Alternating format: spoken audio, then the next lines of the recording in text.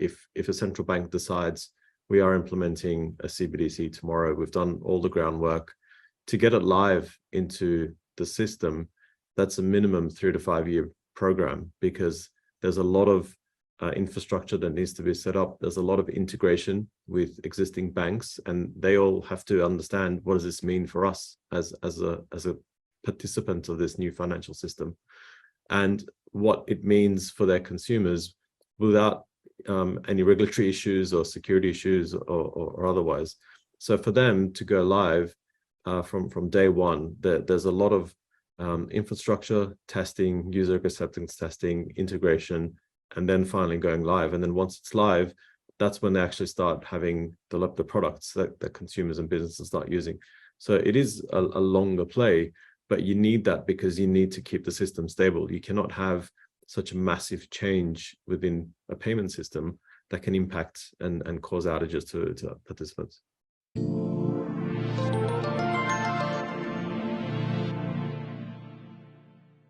And shout out to Quant Papa in regards to his coverage on this. So it says technology working paper PDF. We're going to jump into that. Bank of England, page 16 of 59. Trust me, we'll get into some of the stuff.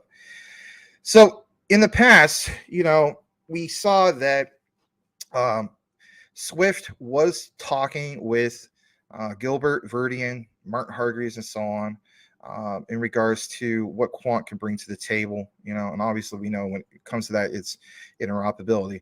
Here's a particular presentation about like a platform model, and as you can see in the presentation, this that's referenced here actually comes from something that Gilbert Verdian outlined in regards to the digital pound. So, it says back on February 7th, and again, I'm showing this because this is roughly, like the other day on the 28th.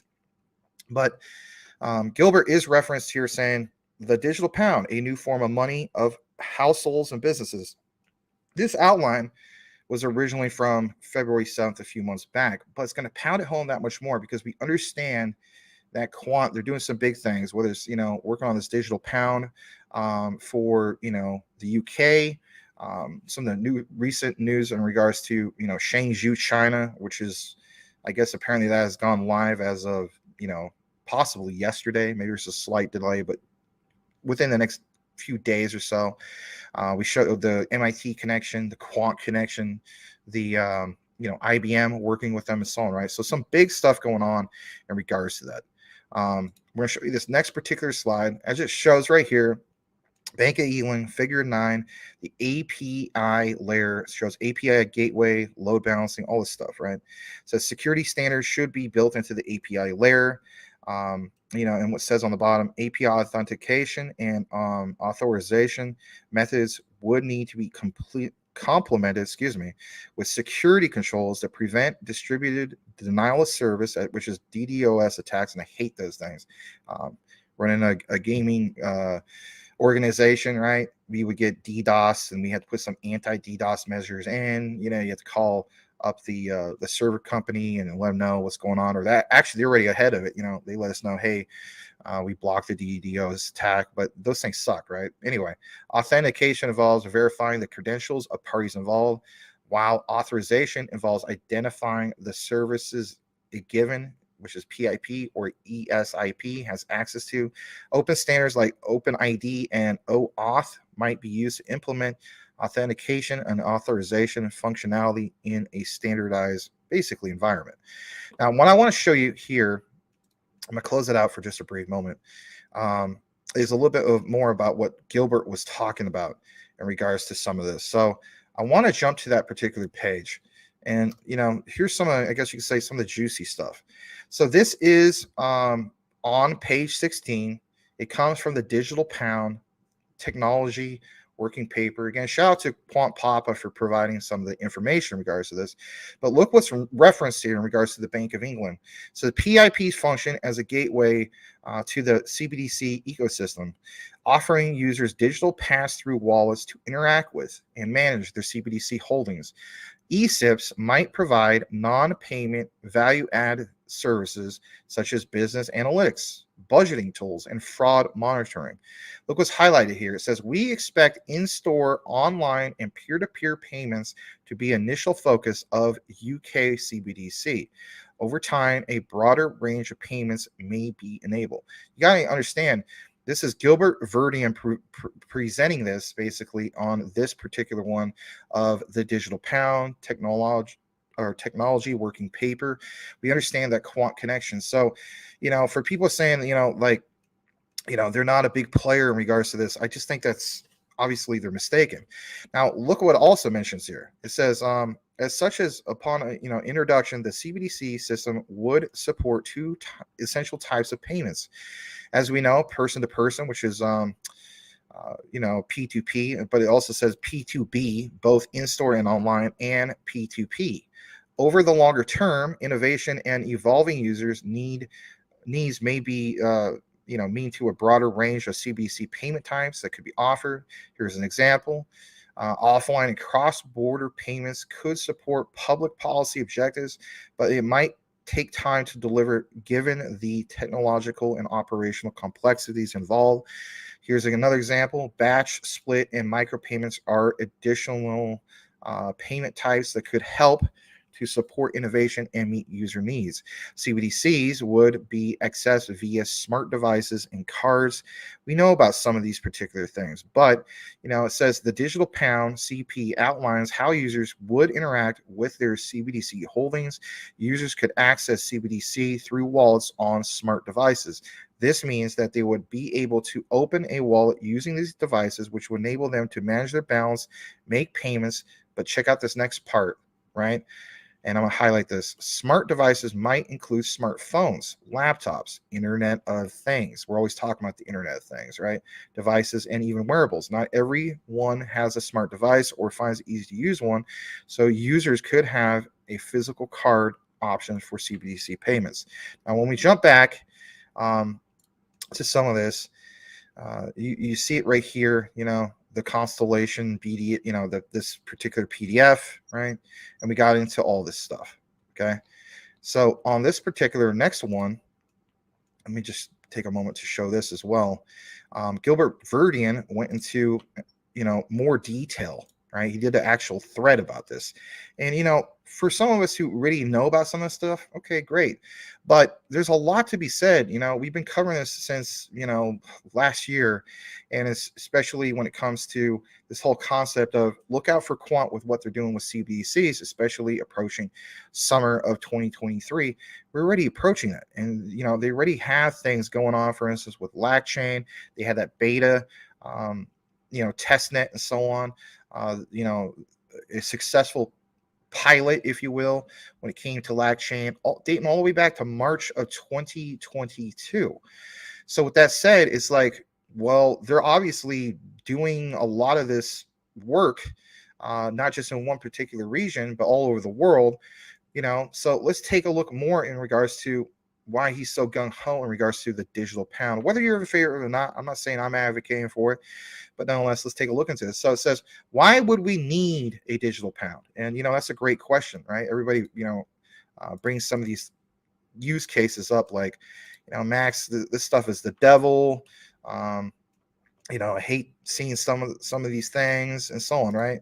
I think Gilbert Verdian obviously recognizes that, but I'm going to go ahead and blow it up just a little bit more.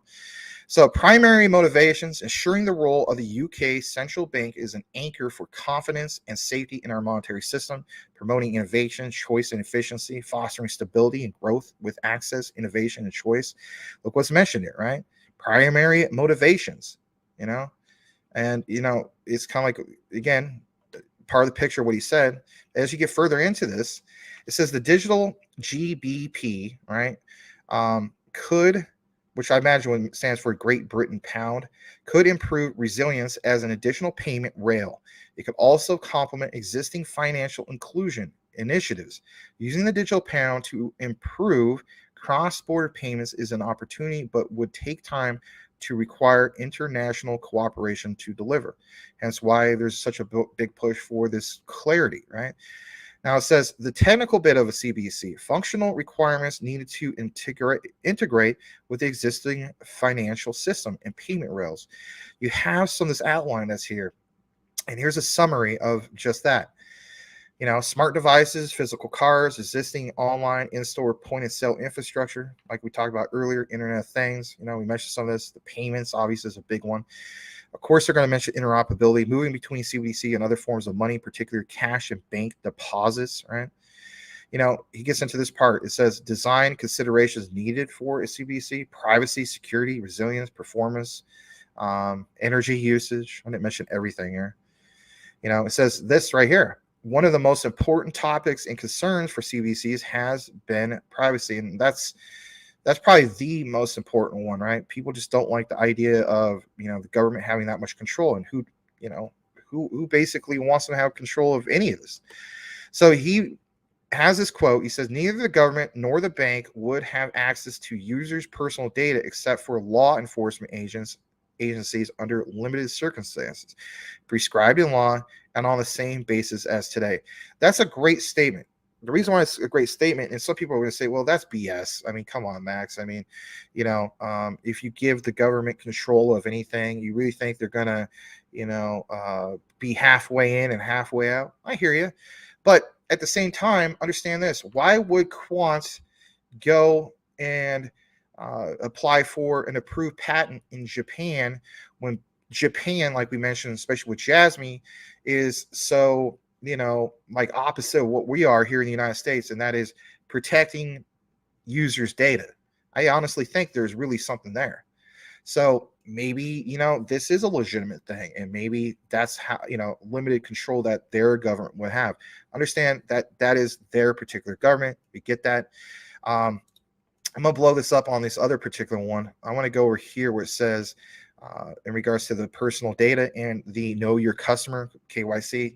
So the two key highlights here is, like it says, personal data collected during user onboarding and payment transactions should by default be limited to that required for those purposes.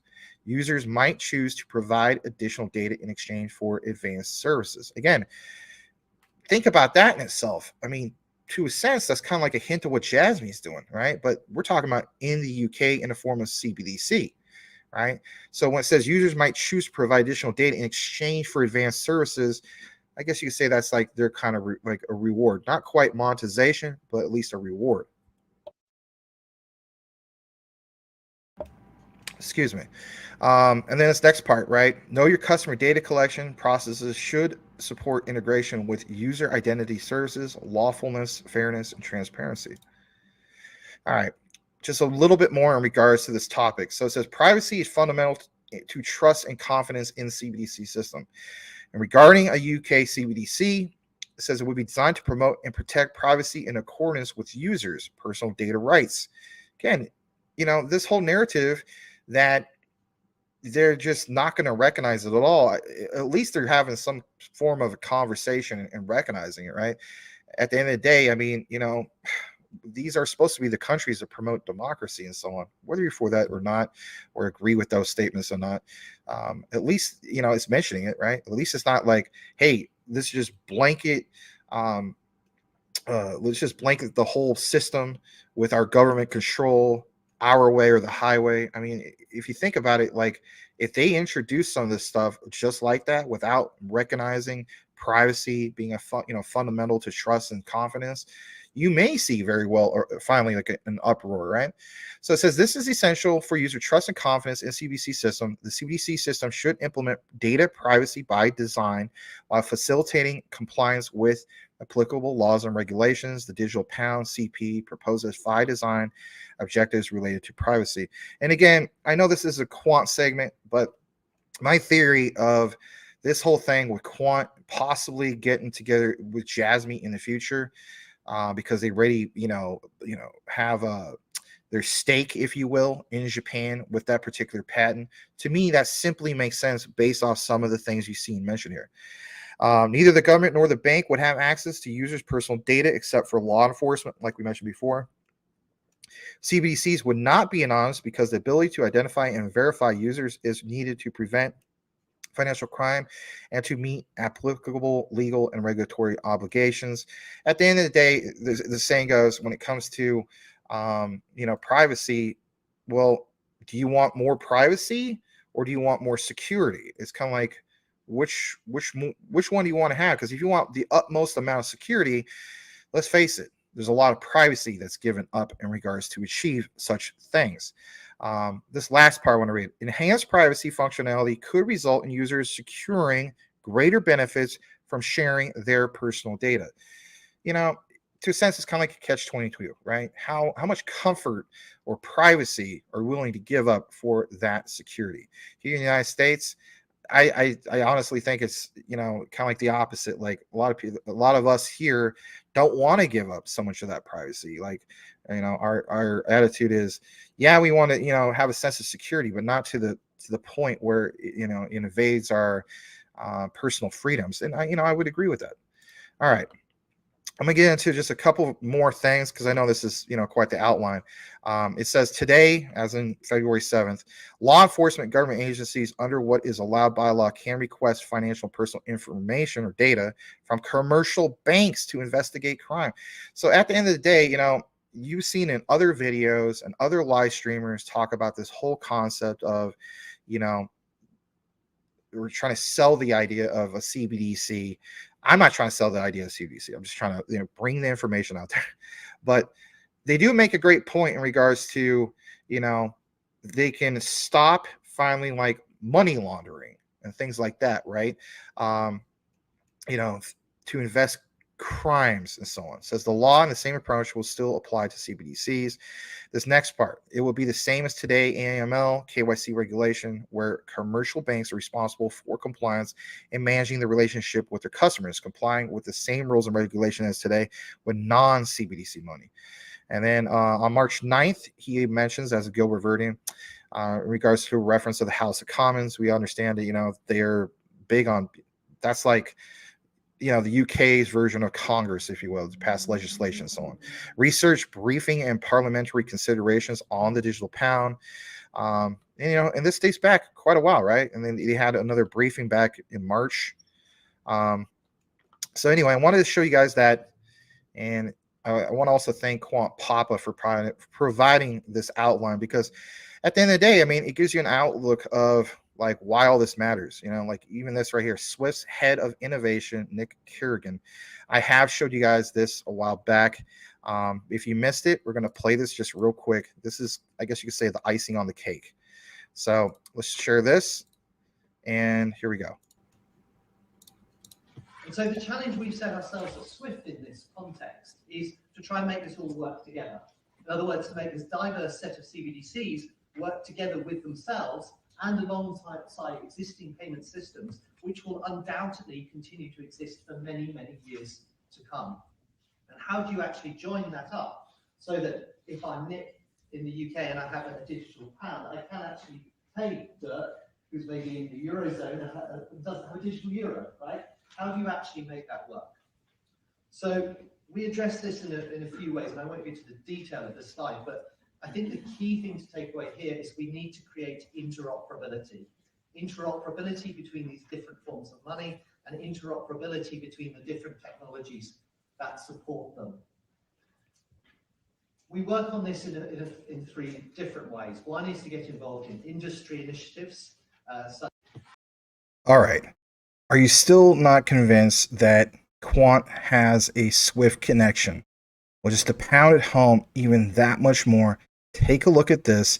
This is Nick Kerrigan, plain as day, at this particular conference from the Digital Pound Foundation. And if anything, I'm going to go ahead and full screen this just to show you a little bit more in regards to Nick being at this particular event. And there you have it. Shows him right there, plain as day. And on top of that, how about this for size? He's the one that's in the middle, blue sport coat, right? And as you can see right there in the background, on the projector, you have the image on the second to, top left of the screen where it says Digital Pound Foundation. Here's Andrew Carrier, He is, of course, the chief marketing officer of Quant. And look what it mentions right here. I'll try to blow this up a little bit more for you guys to see it just a tad bit better. So it says, joining Quant in 2021, Andrew is responsible for Quant's marketing, communications, and brand. He has more than 20 years experience in the financial service sector, including 4 at the Deutsche Bank, where he had global responsibility for the marketing of the bank's securities services, and 8 with secure financial messaging and standards cooperative, Swift. While at Swift, his roles included product marketing, leading the global marketing communications team, and taking charge of communications for Cbdcs, the world's premier financial services event, which connects thousands of executives, decision makers, and thought leaders from across the industry every year. Andrew is a fellow of the Chartered Institute of Marketing. He's the author of In Marketing, a newsletter that draws insights from the week's most intriguing financial services stories. And on top of that, he is an unredeemable Twitter addict. So it's kind of interesting to see that. I want to show you guys just a little bit more in regards to what we have. I'll come back in the frame for this particular one. So, yeah, I thought I'd show you guys that. On top of that, there's some recent news in regards to Quant. And I was just going to zoom out for this. So this was posted on April 24th, approximately about a week ago, right? And it says CBDCs in the spotlight at IFGS 2023. And look what's mentioned here.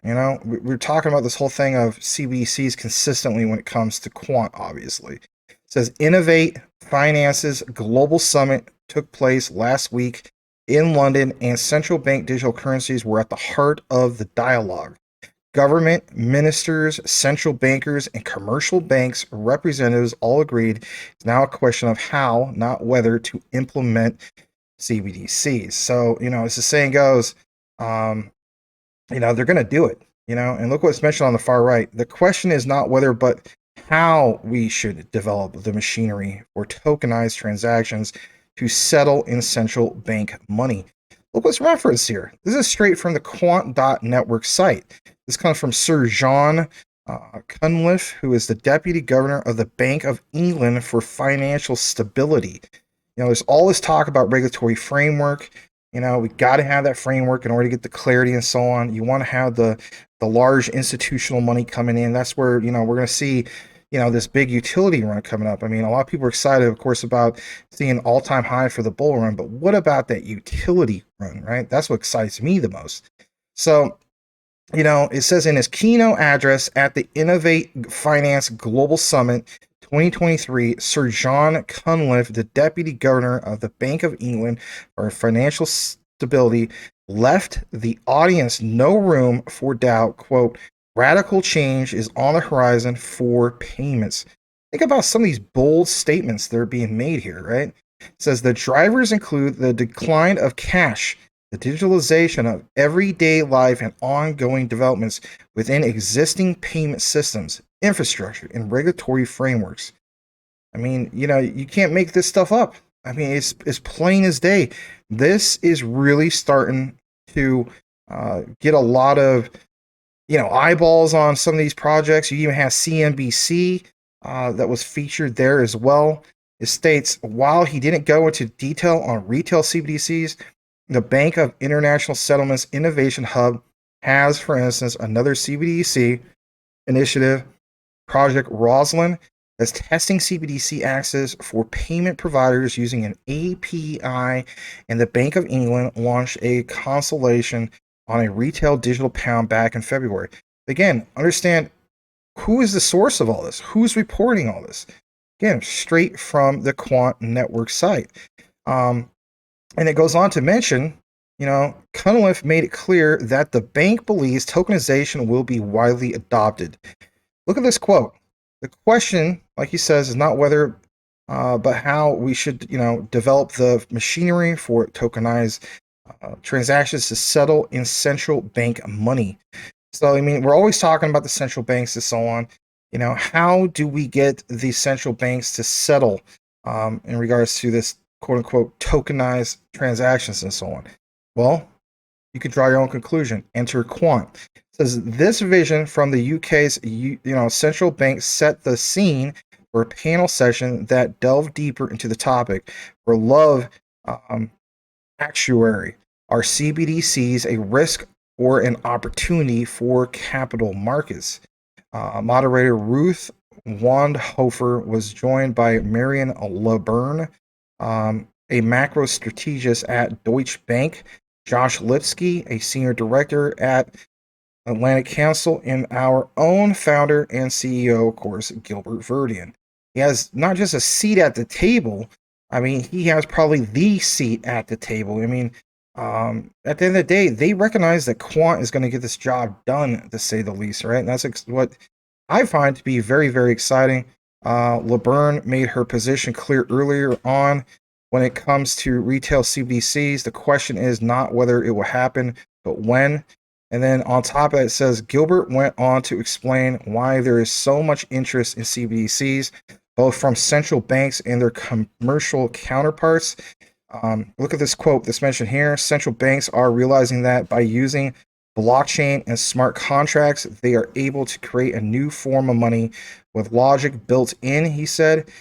Central banks don't want to impose uses for this currency, but rather provide an infrastructure that allows commercial entities to differentiate themselves with innovative features like, look at this, multi-party escrows, conditional payments, or rapid dispersion of funds. There's a lot that's mentioned here, and I know I'm reading a lot of verbatim, but look at this other quote. Lipsky agreed and wanted to specifically dispel a couple of negative myths about CBDCs. Quote, they won't disintermediate the commercial banking system, and they will not cause a bank run, he said. You know, everything that's going on in the world right now with all these bank runs, I mean, we're seeing like literally a grocery list of this stuff going on as we speak, right? So that right there is some, pretty powerful statements, to say the least, when it says, quote unquote, it will not cause a bank run. You know, at the end of the day, you know, you want your central banks and so on to understand they don't want a volatile market. You have to have that, regulatory framework and so on. Is this the path forward? Could very well be. It says for capital markets, the CBDC is near instant settlement, something that the panelists all believe will happen when tokenized money is used to transact tokenized assets. I mean, a lot of times the Quant network, they'll publish something like this and it doesn't necessarily make, mainstream news because they're just not, I guess you could say, flashing on like the front page. I saw this recently and I thought, why isn't this getting enough traction? So I'm going to play this. This is only 1 minute and 25 seconds. And then we'll get into this part that says, the description in regards to how Quant can help and so on. So here we go. And let's go ahead and play this. What we're seeing is that there is a need for a DLT with a lot of these implementations. Obviously, you can do it without, with an RTGS system, with the database, with the settlement system. But the features of DLT around smart contracts, security and privacy, enhance the infrastructure to a level that you couldn't before. So what we're seeing is a lot of implementations of interbank networks that are private permissioned. They all have all those features around privacy, security, and interoperability built in.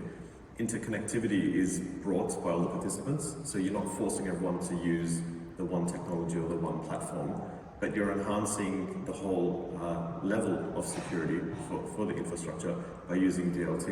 And then on the privacy side, as Marian said, what we've also seen is the ability to share data securely on a DLT without giving up privacy. So you're enhancing even consumer and business protection by having a digital asset or tokenized money as a CBDC, whereas before, in terms of transactions and what was done in the old way, CBDCs and DLT make the whole thing more secure and enhance privacy to another level.